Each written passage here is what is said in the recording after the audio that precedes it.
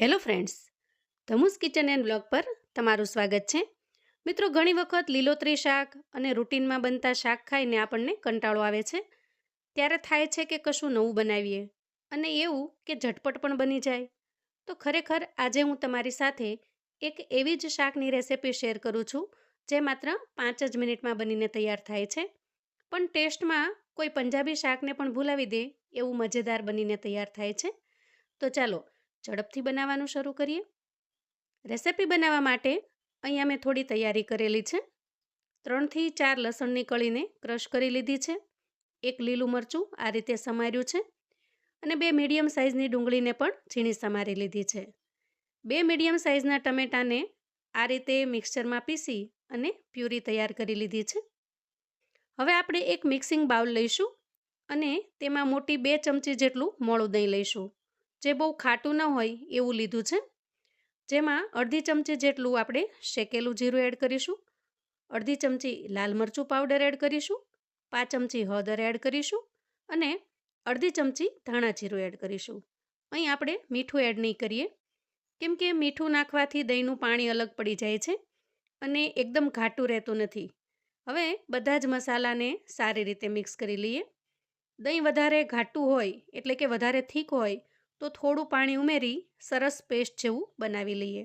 જુઓ, આ રીતે આપણે તૈયાર કરીશું અને હવે આપણે ગેસ તરફ જઈશું. હવે અહીંયા ગેસ ઓન કરીશું અને ગેસ પર કડાઈ મૂકીશું. ત્યાર પછી એમાં 1 થી 1.5 ચમચા જેટલું આપણે તેલ નાખવાનું છે. તેલ થોડું ગરમ થાય એટલે અડધી ચમચી આપણે એમાં રાઈ એડ કરીશું અને અડધી ચમચી જીરું એડ કરીશું. થોડી હિંગ એડ કરીશું. હિંગ એડ કરવાથી ખૂબ જ સરસ સ્વાદ બને છે અને સુગંધ પણ સરસ આવે છે. હવે જુઓ, રાઈ જીરું કકડી જાય એટલે ક્રશ કરેલી લસણની પેસ્ટ એડ કરીશું અને સારી રીતે સાંતળી લઈએ. લસણ થોડું સતળાઈ જાય એટલે ઝીણી સમારીને તૈયાર કરેલી ડુંગળીને નાખી દઈશું.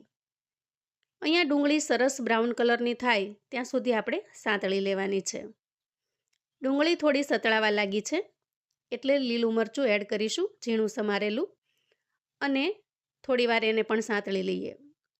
એટલી જ વારમાં જુઓ, ડુંગળી સરસ બ્રાઉન કલરની થઈ રહી છે.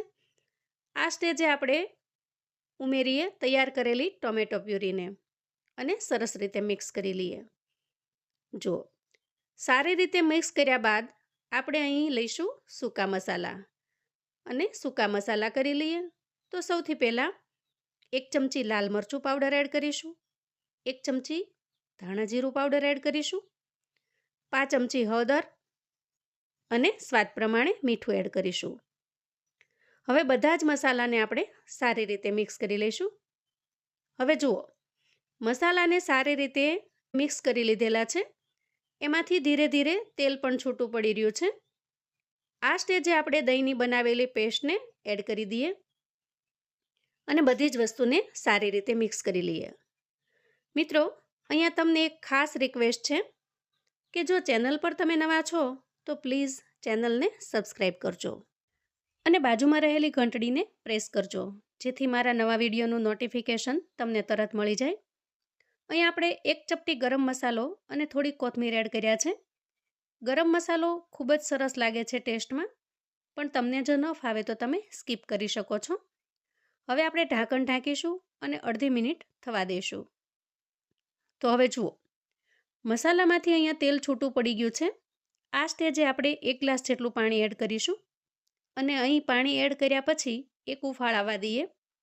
જુઓ, આ રીતે સરસ ઉકળી જાય એટલે આપણે એમાં મિક્સ ચવાણું એડ કરીશું, જે ખાસ કરીને બાલાજી, ગોપાલ, ગોકુલ, શ્રીહરિ આવા બધા પેકેટમાં મળતા હોય છે, અથવા તો બજારમાંથી પણ આપણે જે ચવાણું લાવ્યા હોઈએ નાસ્તા માટે એ પણ તમે એડ કરી શકો છો.